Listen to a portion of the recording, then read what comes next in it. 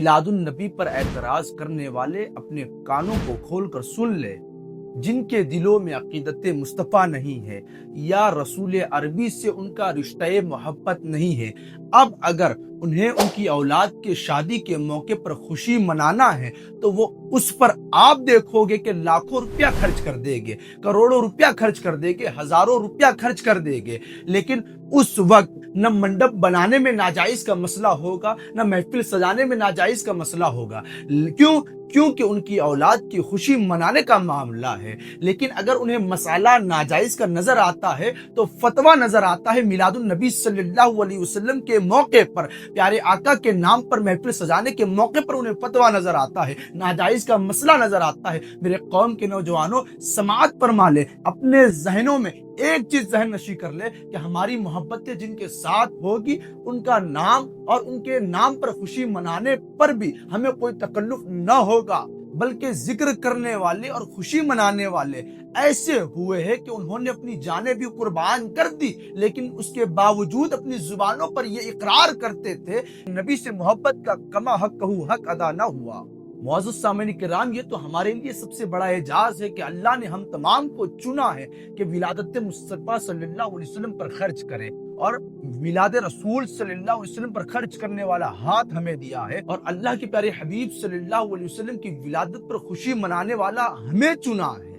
اس سے بڑھ کر ہمارے لیے کوئی اعزاز نہیں ہے۔ اللہ نے ہمیں اپنی یاد میں منہمک رہ کر اپنی یاد منانے کی توفیق دی ہے۔ سامعین کرام، اب یہ سماعت فرمائیں، اگر کوئی شخص اعتراض کرے کہ میلاد النبی صلی اللہ علیہ وسلم تم ہر سال کیوں منعقد کرتے ہو، ہر سال کیوں مناتے ہو، میلاد مصطفیٰ صلی اللہ علیہ وسلم ہر سال کیوں سیلیبریٹ کرتے ہو، میرے قوم کے نوجوانوں، اب اگر وہ یوں کہے کہ پیارے آقا نبی جی علیہ الصلوۃ والسلام کی ولادت تو صرف ایک ہی سال ہوئی ہے، 1500 سال یوم ولادت مصطفیٰ صلی اللہ علیہ وسلم ہے، 1500 سال پہلے میرے آقا کی ولادت تو صرف ایک ہی بار ہوئی ہے، تو جو خوشی منانی ہے وہ صرف ایک ہی مرتبہ منائے،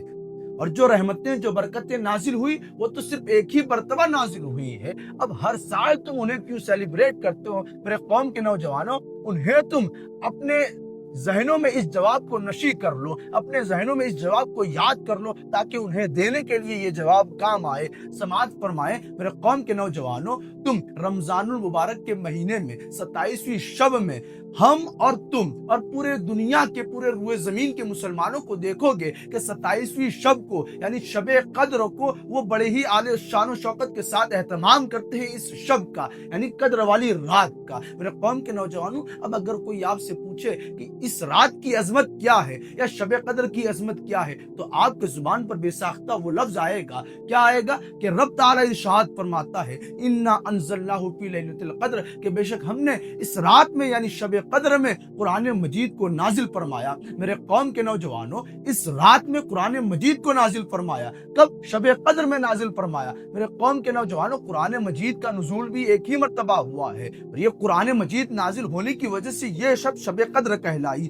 اور یہ شب ایسی شب ہے، ایسی رات ہے جو کہ ہزاروں مہینوں کی راتوں سے افضل ہے یہ شب قدر۔ بالآخر سوال تو وہی آئے گا، قرآن مجید تو ایک ہی مرتبہ نازل ہوا ہے، پھر تم ہر سال کیوں شب قدر مناتے ہو، انعقاد شب قدر ہر سال کیوں کرتے ہو؟ میرے قوم کے نوجوانوں، تو جواب ذہن نشی کر لیں، جواب یہ دیں، قرآن مجید اگرچہ ایک ہی مرتبہ نازل ہوا ہے، لیکن قرآن مجید کے صدقے میں جو رحمتیں جو برکتیں اس شب کو ملی ہے، اس رات کو ملی ہے، لہٰذا جب وہ رات آئے گی، ہر سال جب وہ رات آئے گی، وہی رحمتیں وہی برکتیں اللہ تعالیٰ پھر سے نازل فرمائے گا۔ بالکل اسی طریقے سے ولادت مصطفیٰ صلی اللہ علیہ وسلم کی گھڑی ہے، ولادت مصطفیٰ صلی اللہ علیہ وسلم کا وہ وقت ہے جب پیارے آقا نبی جی علیہ الصلوۃ والسلام کی ولادت کی وہ گھڑی آئے گی، وہ لمحہ آئے گا، وہ ساتھ آئے گی، تب اللہ تبارک و تعالی وہی رحمتیں وہی برکتیں نازل فرمائے گا، اور یہی ہمارا عقیدہ ہے، اور اسی پر اللہ تبارک و تعالی ہماری استقامت نصیب فرمائے۔ اسی لیے تو کہا کہ نثار تیری چہل پہل پر ہزاروں عید ربیع الاول،